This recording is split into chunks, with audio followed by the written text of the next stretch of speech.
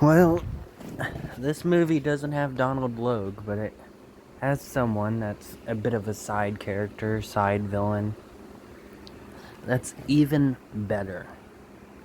They have Ron Berthel, the guy that played Hellboy in both the original Hellboy movies, and he plays the creature that tricks Newt and Fantastic Beast 1 in the bar and gives them up.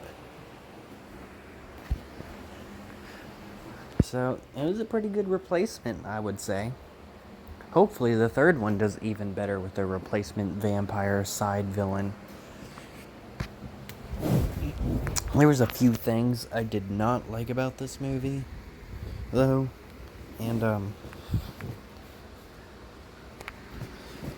one of them was when he first meets Nisa, when Blade first meets her. A lot of this movie, they like switch the camera angles like 50 different times in like one fight scene, but it's not too bad. But in the Blade and Nisa scene, it happened way too much. Plus, that fight scene just seemed kind of awkward to me.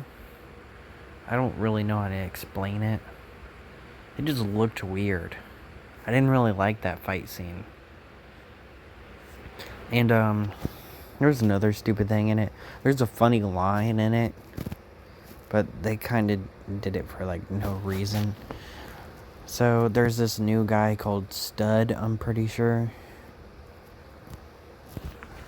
And, he's actually played by a character in The Walking Dead, though I've never actually watched that show. I just know a few of them.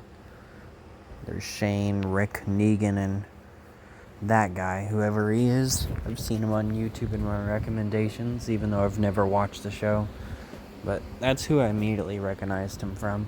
Anyway, there's Stud, and Whistler is actually still alive, even after the scene in the first movie where I thought he was dead, which I said in my first review that his death was kind of shocking. But he turned out to still be alive.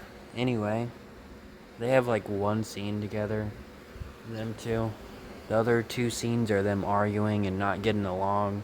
And they get one scene where they're kind of getting along, and they kind of used it just as an excuse for Whistler to say a funny line later in the movie when Stud gets killed. Stud says, I was starting to like him after he gets blown up. And there was only like one scene of them really talking and sorta being friends. And I thought it was weird that, Priest, right? His name's Priest. He gets bit, and he turns like literally 2 minutes later because, these people are supposed to be like super advanced or something. Why am I getting all these notifications when I'm on Do Not Disturb? That makes zero sense. Anyway,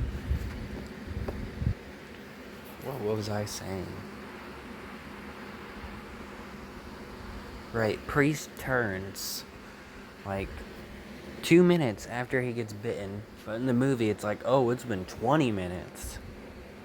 One guy gets like scratched or something, and it takes him like maybe 20 minutes in the actual movie to turn. So what is that, like an hour or 2 hours of him not turning?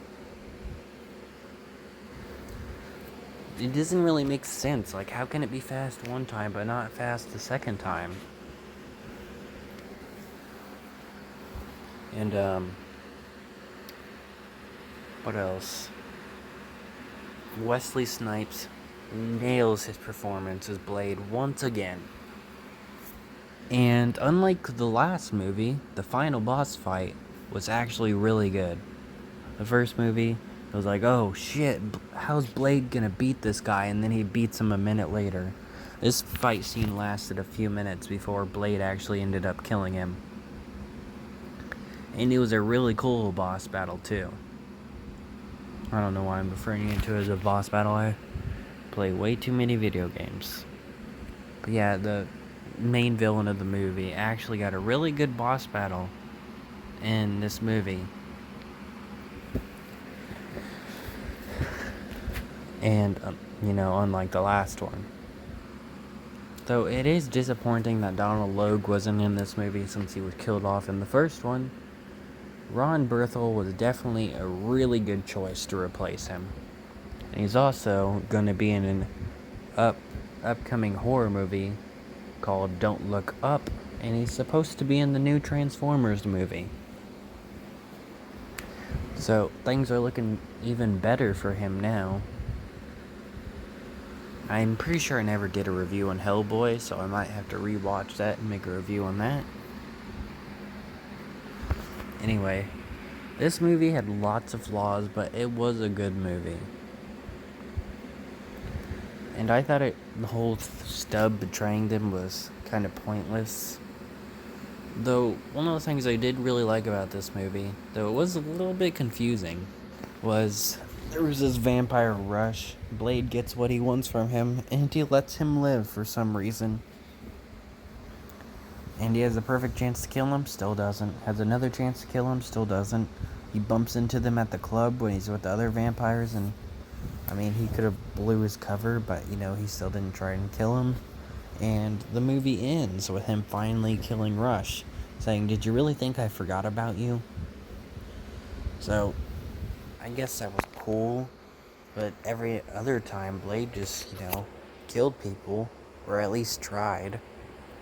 Because Donald Logue was the only one he never was able to kill until the end. Speaking of Donald Logue, one of the things I liked about this movie was that the side vampire guy, Ron Berthel, actually kind of put up a fight, but he didn't really do too much, unlike the first movie. Because Donald Logue just kept escaping. He never died. He always put up a fight.